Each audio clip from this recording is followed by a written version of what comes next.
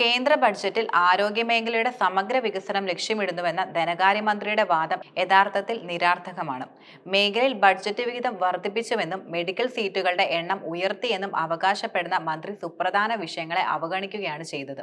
സാമ്പത്തിക സർവേ റിപ്പോർട്ടിൽ മെഡിക്കൽ വിദ്യാഭ്യാസ നിലവാരം തകരുന്നുവെന്ന് സമ്മതിക്കുന്ന അവസരത്തിലാണ് മെഡിക്കൽ സീറ്റുകൾ വർദ്ധിപ്പിച്ച് കേന്ദ്ര സർക്കാർ ജനങ്ങളുടെ കണ്ണിൽ പൊടിയിടാനായി ശ്രമങ്ങൾ നടത്തുന്നത്. 36 ആവശ്യ മരുന്നുകളുടെ ഇറക്കുമതി തീരുവ റദ്ദാക്കിയെന്ന വാദവും താഴെത്തട്ടിലേക്ക് എത്തില്ല എന്നതാണ് നിലനിൽക്കുന്ന ആശങ്ക. പുരോഗമനപരമെന്ന് വിശേഷിപ്പിക്കുന്ന ആരോഗ്യ ബഡ്ജറ്റ് സ്പൈനൽ മസ്കുലർ അട്രോഫി ബാധിതർക്ക് ആശ്വാസം പകരില്ലെന്ന് പൂർവ്വ മിത്തൽ എന്ന SIMA രോഗി പ്രതികരിക്കുകയും ചെയ്തു. പ്രതിവർഷം 72 ലക്ഷം രൂപയുടെ മരുന്ന് വേണ്ട രോഗികൾക്ക് ഗുണകരമാകുന്ന പ്രഖ്യാപനം ബഡ്ജറ്റിൽ ഇല്ലെന്നും മിത്തൽ തുറന്നു പറഞ്ഞു.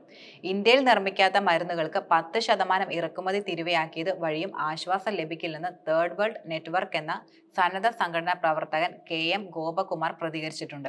10,000 മെഡിക്കൽ സീറ്റുകൾ വർദ്ധിപ്പിക്കുമെന്ന പ്രഖ്യാപനം രാജ്യത്തെ മെഡിക്കൽ വിദ്യാഭ്യാസ നിലവാരം കുത്തനെ ഇടിയുന്നുവെന്ന സാമ്പത്തിക സർവേ റിപ്പോർട്ട് മുന്നോട്ട് വയ്ക്കുന്ന ഗുരുതര പ്രത്യാഘാതത്തിന് ഘടകവിരുദ്ധമാണ് യഥാർത്ഥത്തിൽ. ദേശീയ മെഡിക്കൽ കമ്മീഷൻ റിപ്പോർട്ട് അനുസരിച്ച് ഫാക്കൽറ്റി ക്ഷാമം, വ്യാജ ഫാക്കൽറ്റി, പരിശീലനത്തിലെ അഭാവം എന്നിവ പരിഹരിക്കാനുള്ള യാതൊരു ശ്രമവും നടത്താതെയാണ് മെഡിക്കൽ സീറ്റ് വർദ്ധിപ്പിക്കാനായുള്ള തീരുമാനം കൈക്കൊണ്ടിട്ടുള്ളത്. സ്വകാര്യ മെഡിക്കൽ കോളേജിൽ MBBS പഠനത്തിന് 60 ലക്ഷം മുതൽ 1 കോടി രൂപ വരെ ചെലവ് വരുന്നതാണ്. രാജ്യത്ത് 40% മെഡിക്കൽ കോളേജുകളും സ്വകാര്യ മേഖലയിലാണെന്ന വസ്തുത വിസ്മരിച്ചാണ് സീറ്റ് വർദ്ധിപ്പിക്കുന്ന കണ്ട് പ്രധാന നിർദ്ദേശം. മാനസിക ആരോഗ്യ മേഖലയ്ക്ക് പ്രാധാന്യം നൽകണമെന്ന് സാമ്പത്തിക സർവേ ചൂണ്ടിക്കാട്ടുന്നുമുണ്ട്. എന്നാൽ national mental health and neuro science budget വിഹിതം 4.5% വെട്ടിക്കുറയ്ക്കുകയും ചെയ്തു. പ്രധാനമന്ത്രി സ്വാസ്ഥ്യ സുരക്ഷാ യോജനയ്ക്ക് 2200 കോടി രൂപയാണ് പ്രധാനമായും വകയിരുത്തിയിരുന്നത്. പണപ്പെരുപ്പ നിരക്കുമായി താരതമ്യം ചെയ്യുകയാണെങ്കിൽ 6% ഇടിവാണ് കൂടുതലും ഉണ്ടാകുക.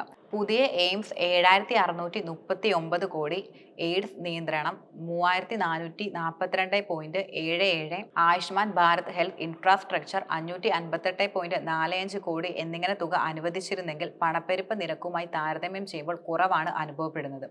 ബഡ്ജറ്റ് വിഹിതം വർദ്ധിപ്പിച്ചുവെന്ന് ജനങ്ങളെ തെറ്റിദ്ധരിപ്പിച്ച് യഥാർത്ഥ വസ്തുത മറച്ചുപിടിക്കാനാണ് ധനകാര്യമന്ത്രി ചെയ്യുന്നതെന്നാണ് ആരോഗ്യ വിദഗ്ധർ കൂടുതലും വിലയിരുത്തുന്നത്.